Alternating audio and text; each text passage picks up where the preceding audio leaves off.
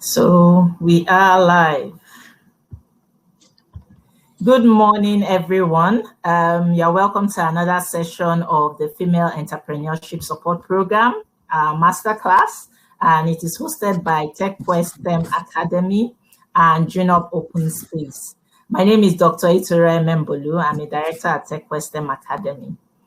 So this program is part of the AfriLabs Capacity Building Programme that is funded by the Agence de Développement through the Digital Africa Seed Fund.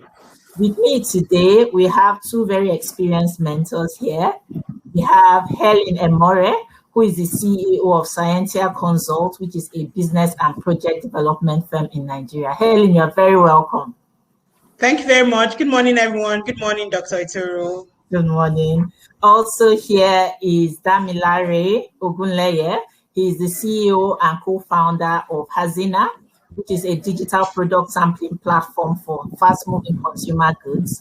It delivers product samples to targeted customers, and they receive real-life insights information. You're very welcome, Damilare.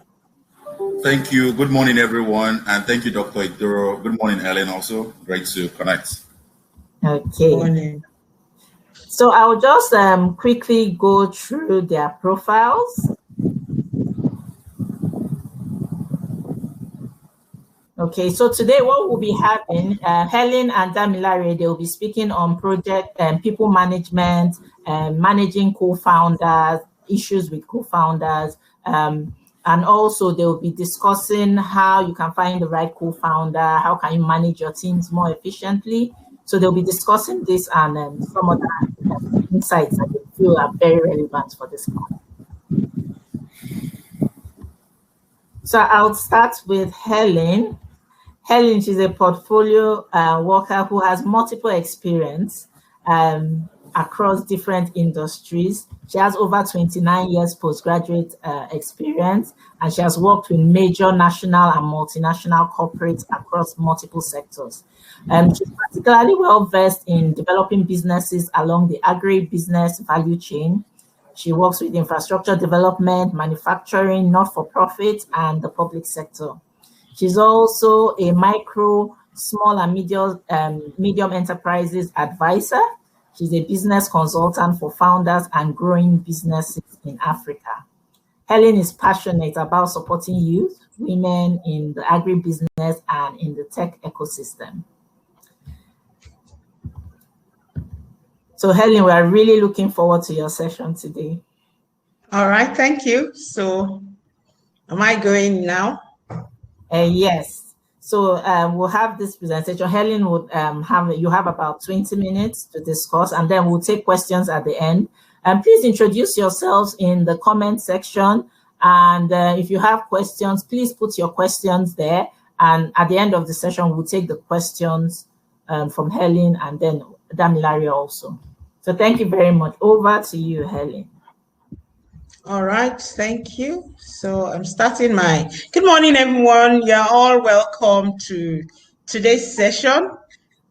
I'll be speaking more on managing co-founder issues, partnerships, and collaborations.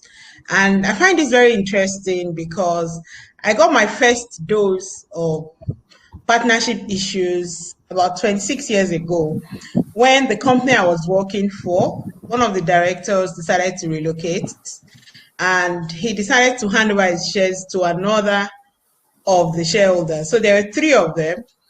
So one was relocating to the United States, and then he gave his shares to another person on the board. So automatically, the person who was managing director became a minority shareholder. And it caused a lot of problems. He just immediately resigned and went to start a new business. He registered a new name and we all migrated to the new company.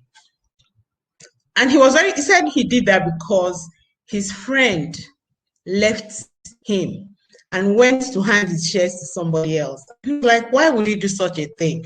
So he said to himself, I'm never going to have a co-founder again. Any business I'm doing from now on, I'm going to be the only owner, and I can take investors, you can help me get business, but I'm not bringing in another partner at equal partnership level. What happened to that business? I think it operated for about 10 years, and subsequently he left the industry and went somewhere else.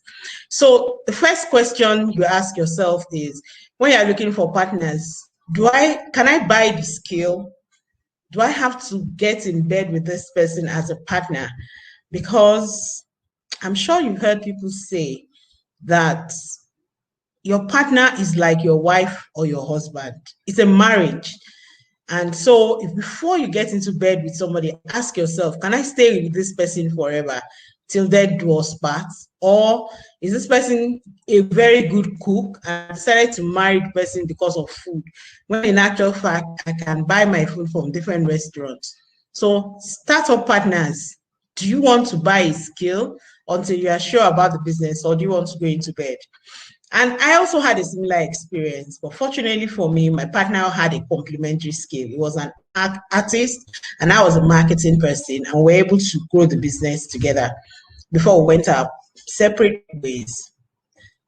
The second story I want to share is about growth stage partners, where you need to grow the business and you decide to take money from people. However, you have the majority shareholder. You have a majority shareholding in the business. And then when you try to assert yourself, your partners are like, look, I also have money in this business. You're MD, so what? We are first among equals. So this is not a story. I actually saw it happen. Very good company, good technology, good franchise. They all started up struggling. And at some point, the founder needed money. So he rallied around his friends, whom they had all worked together, and people brought in bit by bit. So they were able to pull a huge sum of money, I think about 20 or 30 million then. And then they got the business going, so they were able to grow. By the time the company grew into a business that was doing revenues in hundreds of millions, they got prosperous, and then problems started. Oh, somebody is not listening. This person is not pulling his weight. You're not doing as much. Oh, the MD is too authoritative. Or the financial controller is taking money without anybody's permission. And the MD said, look, there has to be order in this place. We all can't do as we like. What happened? Your guess is as good as mine. There was a huge fight. There was fight over fight. And after a while, they had to pay out some of the partners. And it became just about 3 of them running the business now. What was the impact of that on the business? The business did not grow as fast as it should. They were not able to diversify robustly anymore because about 4 major senior partners had left the business. So it was just the CEO and another director and 2 other directors that were running the business.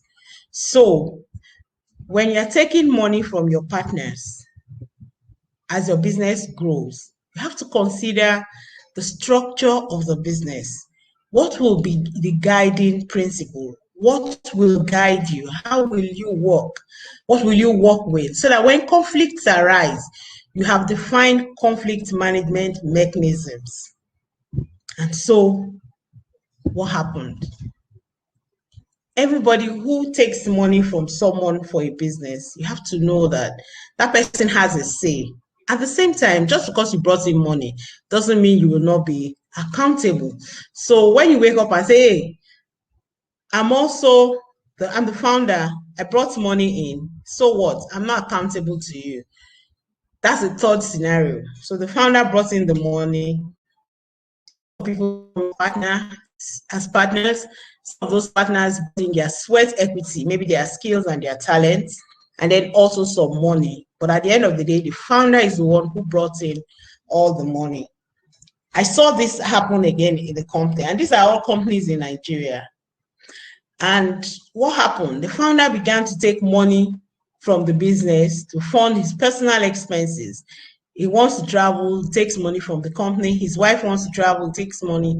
His children want to go to school, takes money. And the other partner said, excuse me, you can't do this. We're all on a salary. You should be on a salary. You should be on allowances. You should be on a bonus. If you continue taking money like this, the business will crumble. And the man said, no, you were not here when I was sweating. I had finished cooking the soup. I only invited you to add add some spices, and you're now saying you want to challenge me and have a say in the business, that's never going to happen. And so what happened? Again, huge boardroom fights, huge arguments, because this was now a major company that was even publicly quoted, and the board fired the founder. He thought it was a joke, but he was fired. And the board had to restructure the company, and they're struggling to. So these three partnership stories are extreme partnership stories. They are stories of what can go wrong in a partnership. Of course, there are people who have done well. And as part of research for this business, I was trying to look for very quick and popular partnership stories in Nigeria. I couldn't find any that I know very well. So, I limited it to my circle. But when I went to the public space and I looked at what happened, I found that it was only those companies where they had strong founders, they went public, or they were regulated. Those are the companies that have stayed in the game as partners and they did not go under. So you look at banks, GT Bank, Access Bank, they are still there. They've even listed. You look at Dangote Group, he has listed, even though what he listed is less than 10%, but he's out there. So why should we have this conversation? Why should we be having this conversation? We should have this conversation because partnership helps you in different ways. It helps you to find someone to help you grow, give you business, give you support, helps you build trust. It promotes teamwork. You can share liabilities and rewards. So it's a very, very good thing. But then, how do you go about it? What are the things that you have to consider when you want to go into a partnership? There's so many variables that drive that. For you to go into a partnership, you need to know the types of partners that you need. And the second presenter will speak a lot more about this. I don't want to dwell on this. I just want to talk more about the people side. Damilare will talk some more on this. So what are the kinds of business partners you have? Equity, product. So equity partner is the person has shares. Product could be the person has a complementary skill, or you are developing something together, right? And then, of course, your executives in your business are also your partners. All the different people in your departments are your partners. Your vendors, your consultants, your advisors, they are your partners. So you should know the types of business partners that you need to help you grow your business. There's so many things to consider, so many. But I want to dwell on one very important one. You'll get the slides after, and like I said, Damilare will build on this. I want to talk more about the people side. There's so many things you consider, but I always say that the thing that you need to consider the most in choosing a partner, right, are the values of the person. What kind of person is he? Does the person have a long-term vision that is aligned to yours, that will help you? What is the intention of the person? What's driving the person? Does the person want to come into the business to help you grow it? Or is it somebody who just wants money, is a hustler, or that just wants to blow big? Or is it someone who wants to help people? So intention is very, very key. Most of the other things that you consider are, yes, experience, definition of roles, legal framework. But for me, if you are choosing a partner, you must look at the person's character. What kind of person is it? What's the person's vision? Do you share the same values? Because if you don't, you go and you are a straightforward, honest, a man of integrity or woman of integrity.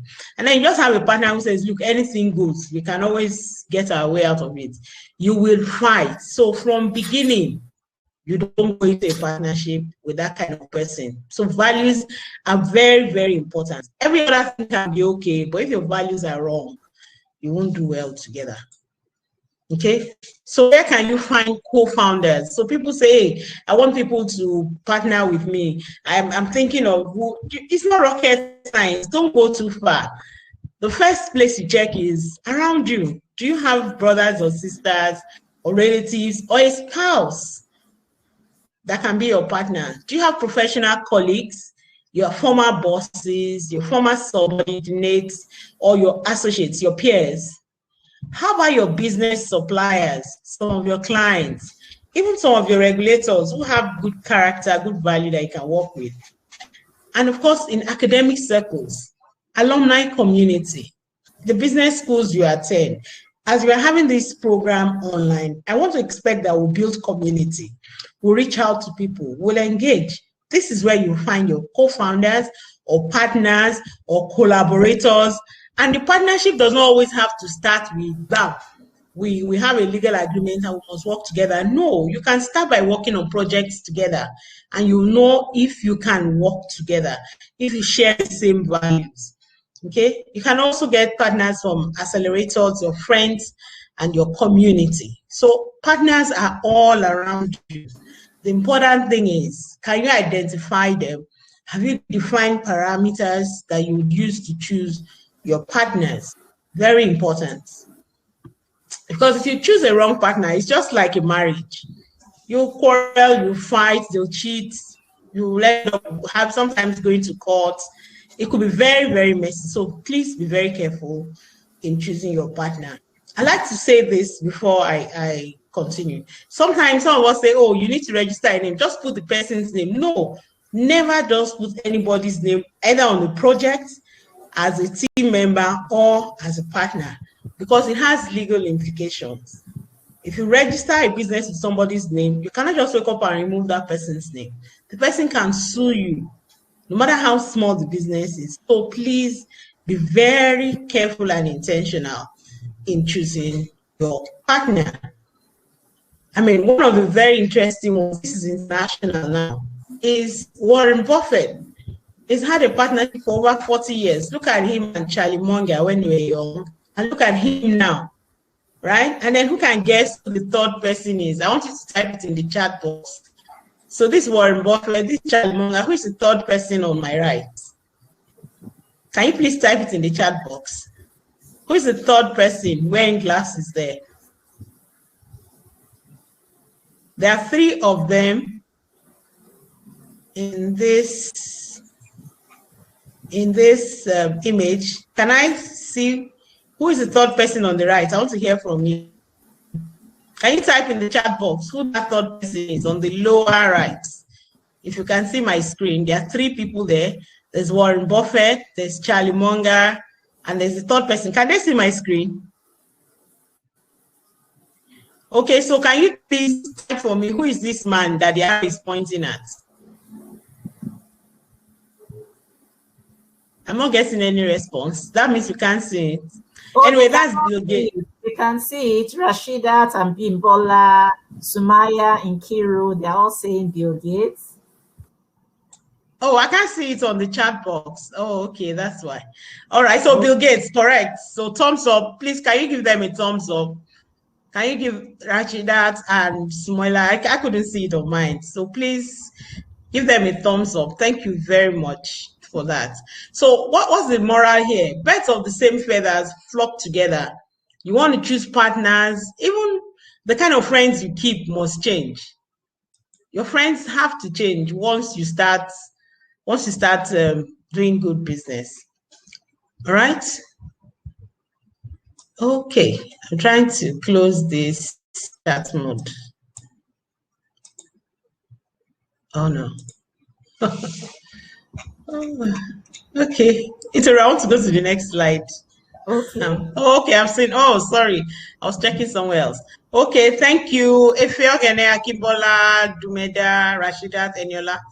Thank you. Yeah, Bill Gates. So they chose a man who is like them, simple, has the same level of wealth and experience and exposure. I thought to just illustrate as I close so that we can have a conversation. I already see some people dropping some things in the chat box. Some partnership is like marriage. And from what I have seen, for small businesses that are growing, some of the best partnerships are family businesses.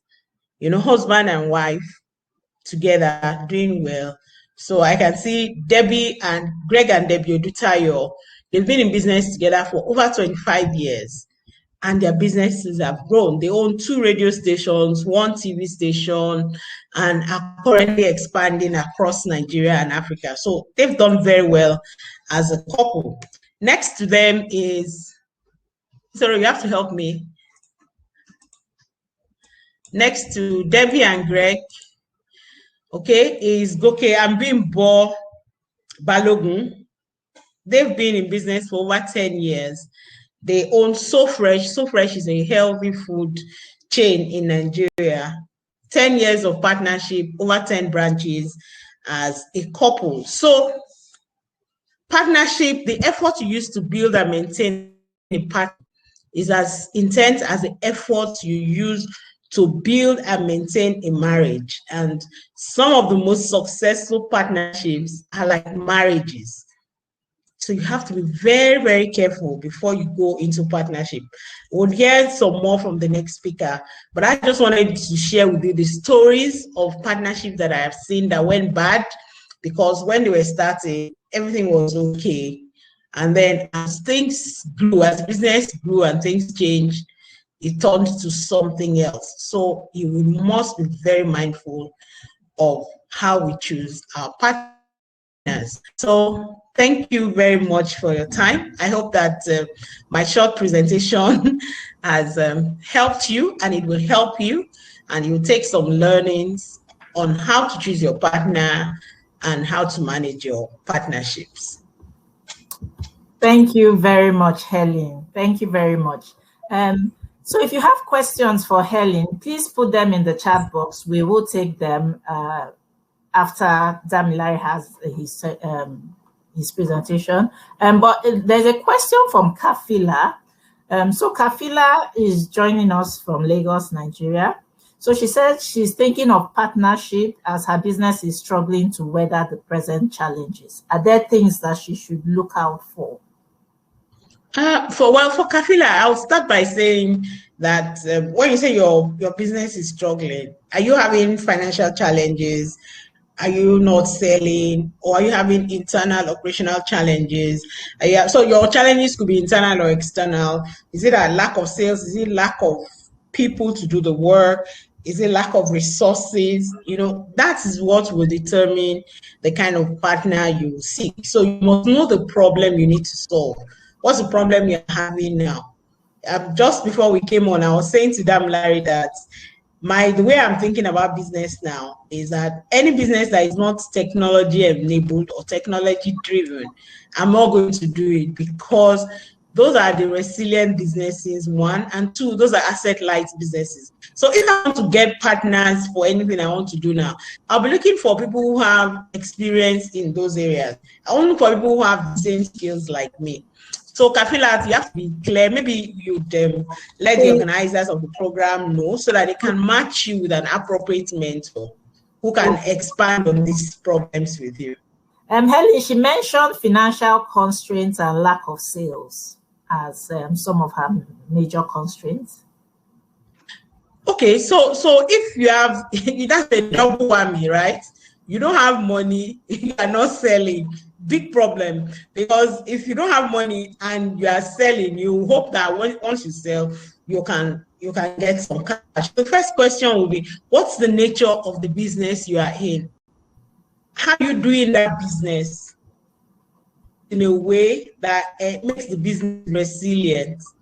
Because there are some businesses that you do, that you currently run, right? If the margin is thin, meaning maybe your gain is 20-30%, and then on top of that, they don't pay you until 3 or 4 months, that's a big problem. And then the cost of everything, all your input is going on, that's multiple problem. So you would have to look at that business and say, what can I change in this business so that I can begin to make money from it? Because even if somebody gives you money and you are currently not making money, you won't be able to pay that person the money back. So the first thing for anybody who is doing business is this business able to generate revenue? What should I do to generate revenue and profit, not just cash flow? I know people talk about cash flow a lot, but there must be profit. If there's no profit, you're just working, you're just working like a jackass. Very soon you deplete your capital. There must be profit. So again, I think that Kafila would need a proper sitting down to be able to talk about this so that she can get the solutions. So, but as for today, I want you to think, is there part of it that I can change so that I can make money? What are some of the things I can change in the business model so I can make money? Making money is very important this season. As we've learned from last year, if you don't make money, you won't have reserve. If you don't make money, you won't have profits. No sales, no profits, no savings. And now, more than ever before, we know that no matter the business you are in, you must have reserves. Otherwise, you are doomed. Okay, thank you very much. Wasn't too negative. Not at all. We have some questions just before Damilare comes on. So Eje Charity, she's saying, is it not safer to get someone outside family as a partner? That she feels that it is more dangerous if things go wrong. What are the advantages and disadvantages of using someone that is family as a partner? Okay, I don't agree that family is bad. I think the same way you will look at the character of an external partner, it's the same way you should look at the character of your family members. Because all of us are from families, and even children who are same mother, same father, they have different characters. So you know some of your brothers that you not do it, you know the brothers that you go to party with, you know the brother that will pray with you, you know the brother that will give you advice, right? So you must, the same way you will gauge the person outside, it's the same way you should evaluate your family members before you get into a business relationship with them. If you have an older brother who is always saying, don't you know I'm older than you? You cannot talk when I'm talking. Will you go and do partnership with that kind of brother? No, me, I won't, because I know I won't be able to say anything with him. But if you have a brother that you can talk to, that is relatable, then you can have a business relationship with them. So for me, I think family is very good to do. I've done business with family. I'm doing business with family. And I also know some family members I will never do business with. So the same way you evaluate an outsider is the same way you should evaluate your family member. Please, very important. Thank you very much, Helen. So we'll take one more question for now, and then we'll take the rest later. So Eniola is asking, how can you handle the case of a business partner that focuses on short-term goals as against the vision of the business? I don't want to pass that ball to Damilare, right? But what I would say is you must first check that whoever you are doing business with, you have the same vision and values. I have seen multi-billion naira businesses that were almost brought to their knees because of differences in the value orientation of the shareholders, of the major shareholders. You know, it is not one, not two, it's a major issue. So you must be sure that you both have aligned values. Okay. You must be sure that you have aligned values. Sorry, my power just went off. You must be sure that you have aligned values. Very, very important. And have no apologies about it. There's something I always say. People don't like ending relationships, right? If it's not working, end it. If a partnership is not working, sit down and say, sorry, this thing is not working. We have to end it. Don't wait until it degenerates. Don't be afraid of having difficult conversations. Please, very important. You have to end it if it's not working. Otherwise, it's going to turn into a big fight. I've seen it happen so many times, and I'm sure some of us have seen it happen. So don't hold on to a bad relationship. That's the way I think. There's no point. Yes. But like I said, Damilare will share some more on that particular one. Okay, thank you, Helen. We have some more questions, but let's take, if you hold, just type your questions in, we will get to them. So I would like to introduce our next speaker, Damilare. I will just quickly run through his profile.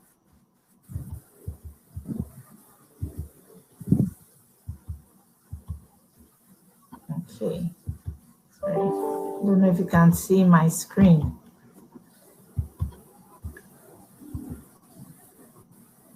Okay.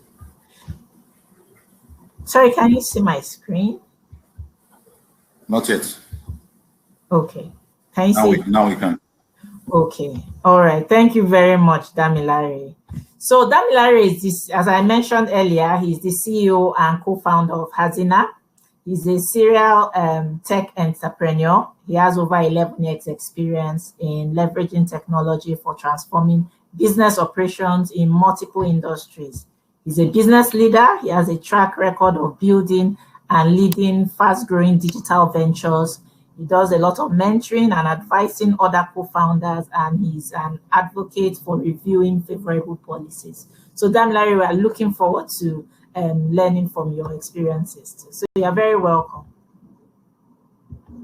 Thank you very much, Dr. Itoro, and my pleasure to be here. At what point do I see the slides? Okay. Yes. Okay, while the slides come up, I would just like for anyone who is listening to just confirm two things. First would be if I could just get a sense of where we are listening in from, just a city correct. So if you're in Lagos, if you're in Sudan, wherever you are, just your city where it just indicates. The second would be that, as you also indicate, let me also get a sense of anyone who already has co-founders or don't. So if you have co-founders at the moment, indicate. If you don't, also just indicate. All right. So I'm sure that my presentation will be shorter because my Oga Helen, she has done quite a phenomenal job of making the way smooth. And I know that the topic for today's conversation is a bit broad. It focuses on people management, managing co-founder relationships and conflict resolutions, as well as partnerships. It's a lot to speak to. And I think that the approach I, alongside Helen might have taken, would be to focus on co-founder because of the three of the things: people management, which might be employees, partner vendors, or even clients, as well as partnership management. They pale in comparison to co-founder, right? The chances that a co-founder relationship going bad will crumble a company is much higher than if an employee decides to leave or is not happy with the company, or if a partner that you signed a contract, he decides to leave. You might struggle, but you will survive. But when a co-founder rocks the boat, then it's it's a bit tougher. So I'll just run through. I think Ellen had spoken to some of these things, but one of the things I tell entrepreneurs, whether it's digital or non-digital, is that entrepreneurship or startup is hard. That you have also chosen to build it in no easier place than Africa is double hard, like it's harder. So one of the things I think is that compared to the rest of the world, working with a co-founder is much more important if you're building a venture out of Africa. It's much easier to just be able to scale life doing that. And I think it's for three things. One is because of productivity, you can't be master, no matter how skilled you are. Building a business requires you to juggle a lot of balls. Today you are the security man. The next day you are the head of HR. Another day you are salesperson. You are juggling a lot of balls, and life can be easier when you're able to find people that can share those burdens with you. The second is moral support. It's very important because it's not every day that you feel like entrepreneuring the thing or building the thing. And sometimes you want to be able to just on that day when you feel like giving up, you want someone who will just say, you know what, we can still do this. You just want that sense of moral support. It's actually very important. And then the third is that there's something called pattern matching, which is if you look at some of the most successful companies, Ellen was speaking to Warren Buffett, we all know how much is done with Extra Better Way. But there are a lot of founders. If you look at Bill Gates, if you look at many of them in the beginning, even Mark Zuckerberg, some of them today can look like they are single founders or they are single CEOs. But if you check their trajectory, most of them are co-founders in the early days, because the early days are usually a lot much tougher. As you begin to grow and you make a lot of revenue and you maybe attract capital, you can start to hire competencies. But in the beginning, people don't even want to work for your company. So you need co-founders that you can sell the vision to, who can believe that and run the vision, run with you. And I'll just speak to what Helen has also spoken to, which is what should you be looking for in a co-founder. And I think there are two very important things that I always stress. The first is, how does your founder or your likely co-founders, how do they handle stress? Because the very early days of startup or entrepreneurship is stress, is not like, let's call it stress. You need people that also can deal with that stress. You don't want to get a sense of, far too often, co-founder relationship break because one co-founder feels like, I am doing a lot more than the other person. And the other person might think they are doing a lot, but they are not used to dealing with stress, right? So you want to be sure that this person can deal with stress. This person can work. I mean, it doesn't work for everybody, but I don't think I ever gone into any co-founding relationship that I don't see co-founders that can work almost 3 days straight without sleep, right? Yeah, because that's what the world calls for. It might be a bit extreme for some people, but if you cannot deal with that level of stress, I don't think for me personally, you can work with me. The other thing is that how well can they help you also handle stress, right? Because you face stress, you also don't want people who say, oh, well, this is my own stress. But you want people that when they know that your own stress is a lot more, they can also unburden you and take on some of those challenges. And those two are very important, very, very important. I think that for me is like the baseline of where you look for co-founder relationships. But there are a few other things, and I think Ellen has spoken to them also, which is around shared personal experiences. Whether it's work, whether it's even some volunteer stuff you've done together. I really think that, or even going to school together. I use examples of my co-founders. I have multiple co-founders across multiple ventures, and there are three threads that run across my co-founding relationships. One of my co-founders of my current venture is a co-founder that I've known for the last 20 years. We went to secondary school together, right? Another co-founder is a co-founder I've known for the last 12 years. We worked together on millions of dollars of projects when we were both employees, right? So those are the kinds of things you also want to look out for. Like in our shared spaces, how has this person done? Because people talk a lot. People can say they can do this. But the only way you can judge if people can do what they say they can do is having worked with them. And then the second thing is something Ellen spoke to, and which I wanted to deconstruct or spend a few more seconds on, which is the concept of motivations. And sometimes you will see it in literature as values, sense of shared values, or sense of what's driving this person. But I think motivations are a lot more important. And the reason why I say so is that integrity, honesty, those are critical values you want to even check. I don't even think in the first place you should be entertaining those kinds of people in even your circle if you do not have those kinds of shared values. So those, for me, those are like baselines. But the next baseline is, why are both of you starting a venture? Or what's the need for the person starting a venture? Because far too often, if one big issue that happens between co-founder relationships is gratification, it's a big problem. Someone thinks that right now we are making 100 million naira in revenue, and so we have arrived. We can buy a car, or we can buy this. Meanwhile, for another person, 100 million naira is not even anything. We should take all the 100 million we are making and plow it back into the business. So you want to have those conversations early, very early, and understand what is driving this person, right? Is this person just doing? And there's no right or wrong, because people will say, "Oh, I'm looking for the people that are trying to be Mother Teresa." You don't have to look for people who are trying to be Mother Teresa. Just be sure that you're aligned. There's nothing wrong if both of you are trying to build a business so that when you get 100 million, you buy a car. But both of you should be aligned. There's nothing wrong with that, but both of you should be aligned so that you reduce the chances of you having friction. Can you hear me? Hello, Dr. Itoro, can you hear me? We can hear you. We can hear you. Oh, okay, all right. Because I lost the feedback, so I wasn't sure. So you want to be sure that the chances of you having friction in the future is much, much reduced. So understand the motivation driving the person. Now, the other things you are very familiar with. This is the other things to look out for, because if you have those four things that I've mentioned, and you've identified those 4 things across the person you are probably prospecting, you want to now start looking for these things, complementary skill sets. I think one of the questions that was asked after Helen's session was, oh, I am struggling in this area, I'm struggling in this area. There are 2 ways I look for it. There are certain skill sets that are relevant to building any venture across whatever, whether you're building a technical venture, you're building a family venture, whatever, as much as it's a venture. And there are like 7 of them, thereabout. So you want to be able to, you need to at least have their technical expertise to solve the problem you've identified.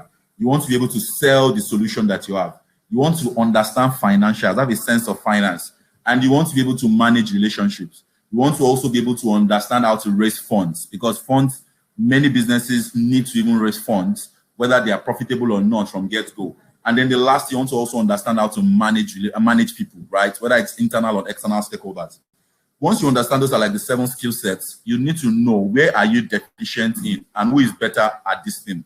Even in some cases, you might be good at it, but because it's a critical area for the kind of business you do, you might need to get someone who is actually better than you at that particular skill set to come on board. The other thing is that even though these 7 skill sets are great, you don't necessarily need to cover all the skill sets. That's why you can raise money and employ people later on. But you want to identify what's critical or core to delivering on your own business. And once you've identified that, you then go out and say, well, if I am, and this is what happens too often, and I'll speak to that maybe very quickly or very shortly. I am in a non-tech, I'm a business founder, but I want to build a technology business. So the only thing people go out to look for is you want to go and look for someone who can know how to code. While that is good, there are other things you want to look at, because you can just simply hire someone who knows how to code, right? Or who is a developer or something. But you want to look out for other skill sets that you might be deficient in, but that might be critical to your business that this person needs to have, right? The second thing is that, and this is very important that I talk about, you need to be willing to learn. The concept of building a venture is that you have a set of theories or hypotheses or assumptions that if I try this, if I start this food business on this street, or if I do this on this, or if I start to sell something online, people will buy. It's a set of assumptions. Maybe you've done your research, very extensive research, but then the market will give you uppercuts and side cuts, right? So you need to be willing to learn and be willing to practicalize the learning and be like, well, this was what I thought it was going to be. But guess what? In reality, this is what the market is asking for. So you don't want co-founder relationships or co-founders who are too stuck in their ways or stuck in their opinions. You don't want that. You want to be very sure that they are willing to learn. They are also even very flexible to adapt skills. Like I tell people, I say, one of the beautiful things why I love entrepreneurship is, and this works for people who are willing to learn, is what I call dexterity that you need. Today you are learning how to raise finance. Tomorrow you are learning human temperaments to just settle employee issues, right? But you need to be willing to learn or find founders who are willing to learn. Then the third is that you need to find people that you like working with. This thing is marriage, like Helen talked about, is marriage. You don't want to get married to someone you don't like living with, right?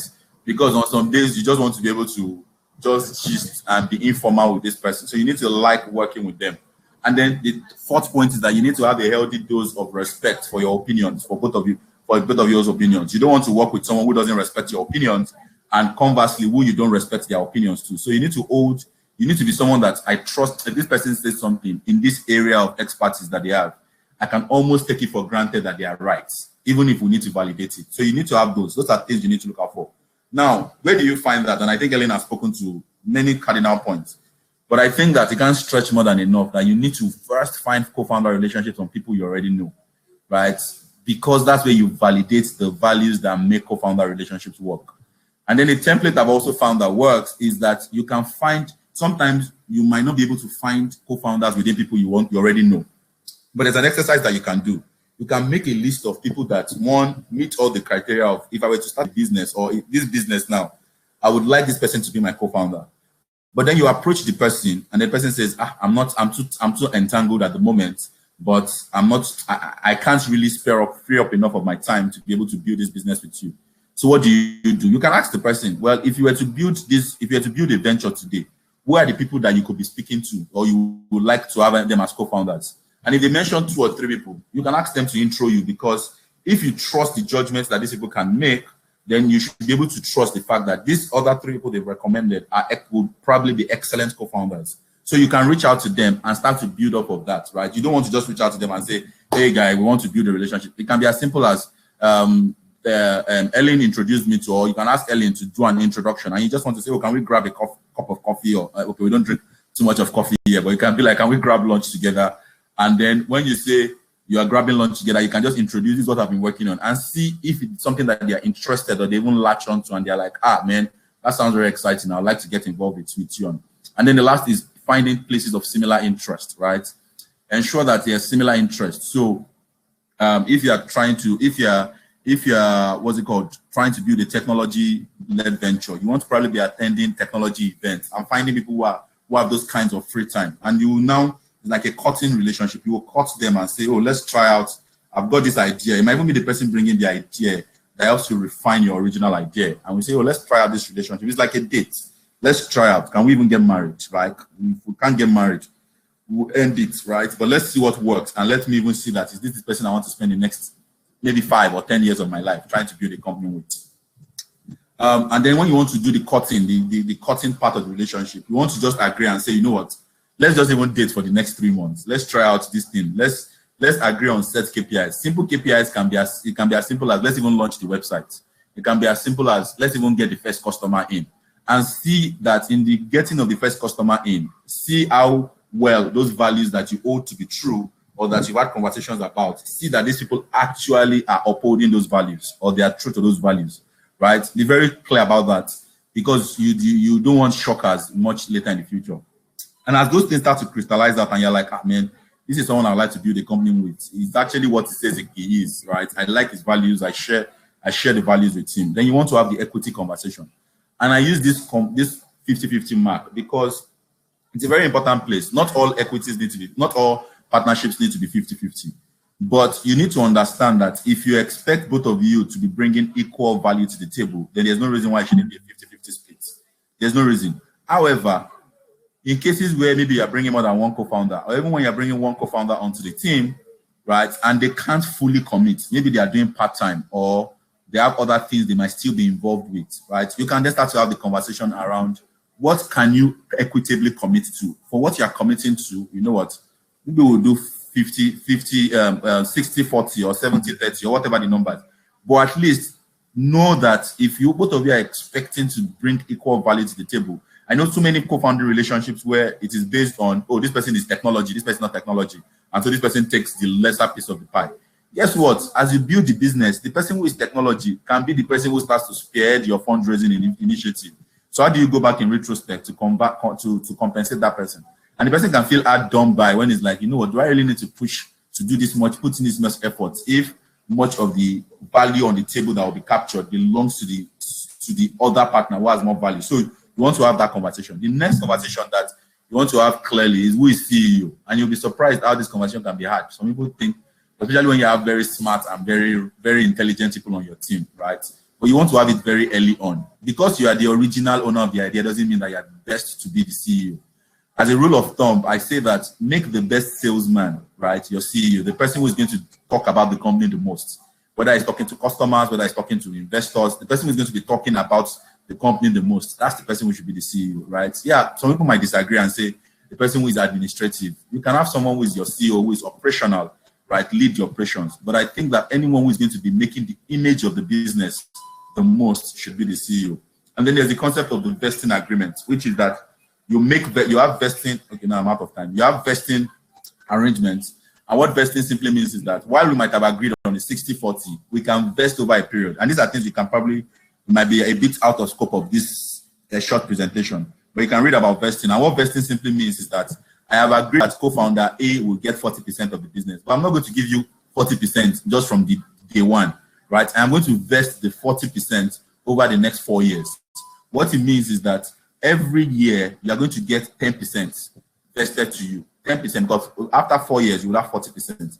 But that way you can continue to assure yourself that this person will continue to put in the best. And at the point where the person is not putting in the best, you only just compensate them for the amount of the best they put in over the years. You can have that conversation. Well, I thought this was going to be an interesting venture, but after looking at it for 1 year, I don't think it's an interesting venture again for me. But you should still compensate me for what I've done. Okay, we agreed 40%. You will get 10% of the business. I can buy that back from you. But that way, there's just no buyer's remorse. You don't feel like, don't buy, I'm stuck in this relationship. Or this person feels like, man, I can't walk out, but I can't stay committed. You just provide win-win for all parties.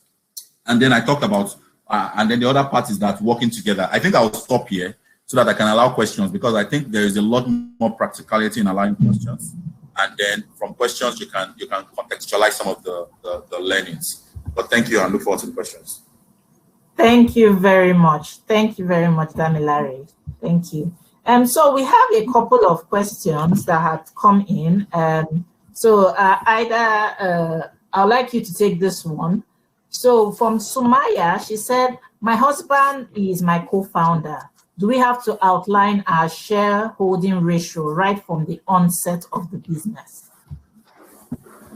Absolutely, significant, absolutely. It's a marriage, right? And we trust that you guys will be partners for life. But we've seen the other sides of the story. And the only thing that protects in that instance, right, is paperwork, right, and agreements. The more important thing also is that you are not just building, you are building a venture. A venture, while both of you are married and you are co-founders and you are partners, understand that the venture is a separate entity from your marriage. And so, same way that you could have stayed on marriage, same way you chose to legalize your marriage by going to court and by doing all the paperwork and all that, legalize the venture by actually documenting all the agreements that binds that venture. Okay, thank you very, very much. So Helen, this question, Abimbola asked the question. Abimbola said, how do you draw the line between business and pleasure? A friend's husband took over all the assets in the name of being the head of the family after 12 years of investment. Okay, this happens a lot. I've actually seen it happen to a couple of people that I know. And that's why it's good, just like Damilare said, you have to document your transaction from beginning, even if it's your husband. Love is not blind anymore. It sees, even wears glasses, right? You have to have a partnership deed that states limitation. Who owns what? How will you pay each other? Are you on a salary? If you want to end the business, how will you end it? It's very important because things aren't always as the same. So in some cases, this has led to divorce and separation. So if your friend takes her husband to court now, she would have a case as long as they have a legal document or there's evidence to show that she's part of the business. So really, people change. That's what Damilare and I have been saying really in the past 1 hour. That look, before you get into the relationship, look at what you're doing. Even when you're in the relationship, also be mindful of how you're going to govern yourself, how you're going to protect yourself, how you're going to manage yourself, so that there are laws. They say where there is no law, there is no offense. So it's the same thing. I think your friend will need to see a lawyer to help her on what avenues for remedy are given to her. She needs to speak with the solicitor. Okay. Thank you very much, Helen. So there's a question from Leslie. So either Damilare or Helen, you could take this one. How do you protect your business in the future from a co-founder who wants out of the business arrangement? Okay, okay. That's what I think that was what I was speaking to last, that it is a vesting agreement. Because the honest truth is that Ellen has said it, people change. Like we can be all pumped up today and interest change. And so you don't even have to take it too personal. Well, in the future, it's no longer as exciting for that person as it used to be. And the way to protect that is really a vesting agreement. And what does the vesting agreement? I'll recap what the vesting agreement is. It is that we have agreed that in this venture, you own 40 or 50% of it.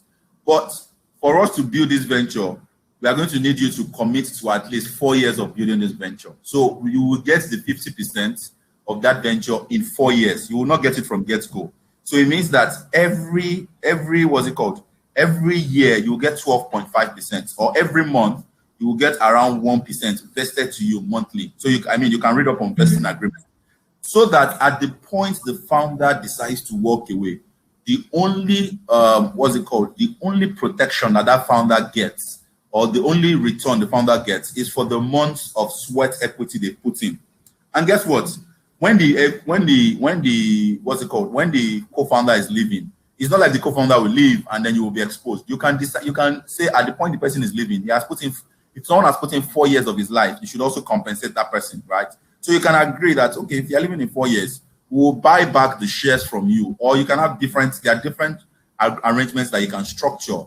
But at least that person knows that there's compensation, and people can stay in touch. I don't like when co-founder relationships break off or end, and then it becomes like very personal. It's because those things have not been protected as much as possible. Okay, thank you, Damilare. I have a follow-on question to that. So if the person you've already started this partnership, and you haven't had any conversation about vesting, and the person wants to leave, is that still a good time to still have that vesting conversation? Or would that be like a potential? No, I mean, vesting protects you after the fact, right? So if you don't have vesting, you have to have heart-to-heart conversation. Like you have to have like an equitable conversation, and it's both of you agreeing. And I think that was the last slide I wanted to cover, which is around how you work together and conflict resolutions with co-founder. Because I think one of the things that and Ellen was spot on, understanding that building co-founder relationships is like a marriage. One of the things you want to even have early on is how you resolve conflicts, right? What is the modus operandi for resolving conflicts, right? If you don't have that, chances are that it is not in the point of when you have the conflicts that you will start setting a modus operandi. If you don't have it, you're going to have to rely on anything that you probably rely on in that instance. But after then, you can set in place like, how will it be if we are 3 co-founders? How would we resolve a conflict? What would guide us, right? I've seen co-founder relationships. The way I resolve, we've agreed with within my own co-founders is everyone who wants, if there is a dividing opinion, because the way it works is everyone has areas of responsibilities. Sorry, I didn't cover one other point, which is agreeing on areas of responsibilities with co-founders. So everyone has areas of responsibility, but if there's a dividing opinion on a particular area of responsibility, then the person who is not the co-founder in that area of responsibility, or the people who are not co-founders, are the ones who make the decision. And so you will present the logic, and those other partners will make the decision about how to proceed. That way, there's a lot more logical approach or logic around how you arrive at decision making. Now, to come back to your question, specific question, Dr. Itoro, it's that there's no shortcut. You're going to have a heart-to-heart conversation if it's after the fact, and you're going to give the logic to say, well, we've been building this business over the last 3 or 4 years. We didn't have any concrete stuff. What do you want? This is what I can offer. Do you agree? Don't agree? Very hard code negotiation. But instead of for you to prevent all these stories that touch in the future, just have investing agreements. Okay, thank you very much. So Kafila is asking, does one need a lawyer to get the agreement between the 2 founders? Yes, you need a lawyer. I mean, when it comes to any agreement, even though you can copy and paste online, I would strongly advise that you need a lawyer. And it doesn't have to be an expensive lawyer. There are lawyers who can do things for you at 20,000, 30,000. Your friends, so don't always be scared. Better to ask for the services of any professional than to avoid using it. And one of the things that in the past, and I even still use now, is if I need the services of a professional, I would ask for it, and I offer to barter with them. So if your charges are 500,000 or 300,000, and I can't afford it, I'll tell you, what can I do for you that will equal the amount of service that you render to me? So we must think very creatively in getting such services. But you definitely need a lawyer. Even if you copy something online and you sign it, please contact a lawyer. It's very important. Okay. Thank you very much, Helen. I see we are running out of time. So Dr. Joro, if I could just add to what Helen spoke about, just 1 minute. I just wanted to add to and I think that one of the things I've learned about entrepreneurship is resourcefulness, right? So this is a hack that I share with, like, for all the 7 core areas that I've talked about, I have relationships in those areas. There are many things I can get for free. I think I'm very good at being able to beg. I'm a shameless beggar, right? I will beg and plead. Very shameless. So I will beg and I will plead. But what I can do for the lawyer that makes the job of the lawyer easy is that in this case, if it's a vesting agreement, I can go online and develop the templates and I will share with this lawyer. So that his job, I'm not asking him to develop from scratch, but his job, and that way I can say, guy, just do it for me now. I beg. All right. Okay, thank you very much. Just before we close, if you could just, like, in 1 minute, anything you would like to leave with entrepreneurs, anything you want them to take home, a final take-home message from you. We'll start with Helen. Okay, so for me, the important thing is don't be afraid to have difficult conversations, because one of the things that causes partnerships to fail is that when partners observe irregularities or bad behavior, or when a partner is going out of line, they don't talk, they don't speak up. You grumble, you keep quiet, you tell somebody else, and then one day you just blow up in flames. So I think it's very important that we learn how to have difficult conversations. I hope it can be one of our contents. Instead of just telling somebody, boy, you know you didn't do something. Why did you do this kind of wrong thing? You can tell the person that, look, we were supposed to deliver yesterday, and it was your duty to make it happen. Now we have not delivered. We are not going to get paid. How are we going to avoid this in the future? You know, that person, you've taken the conversation away from the person's personality to the task at hand. So we must learn how to have difficult conversations. That's one thing I've noticed that a lot of entrepreneurs don't like having. We must learn how to have them. Okay, thank you very much, Helen. Thank you very much. Damilare, if you have one final takeaway for our participants. Okay, all right. Thanks, Dr. Itoro. I think it would be that if you do not have a co-founder, make a conscious effort to get a co-founder or co-founders. I plead with you. If you're trying to really build a sizable venture, there are people who build it alone, but man, they are the rarest of the rare men. So I'll plead with you, be on the lookout for those kinds of co-founder relationships. And the truth is that as you open your heart to having learned some of these things, you will just start to discover that there are actually co-founders in places you never looked at. And if you already have a co-founder, like marriages, fix your communication. Ensure that communication is like tight. Like Helen spoke to it, hard conversation. The art of having the hard conversation is like the most critical thing between co-founders. Thank you. Thank you very much. Thank you very much. Thank you, Damilare. Thank you, Helen. I thank all our participants for wherever you are joining us. So Damilare and Helen, they are part of our mentors on our program, and you would be able to schedule appointments with them. Once we, at the end of today, we would send the links where you are able to book sessions with them at their own availability. And their slides also will be made available, and it will be sent to you. And these recordings also will be made available. They will also be available on our YouTube channels. So you could subscribe to our channels, and you will keep up to date with all the different sessions that all our mentors have. So thank you very much, Helen. Thank you, Damilare, for your time and the session. It has been very interesting. And we look forward to next week's session, and we'll communicate that. Thank you very much. Have a wonderful day, everyone.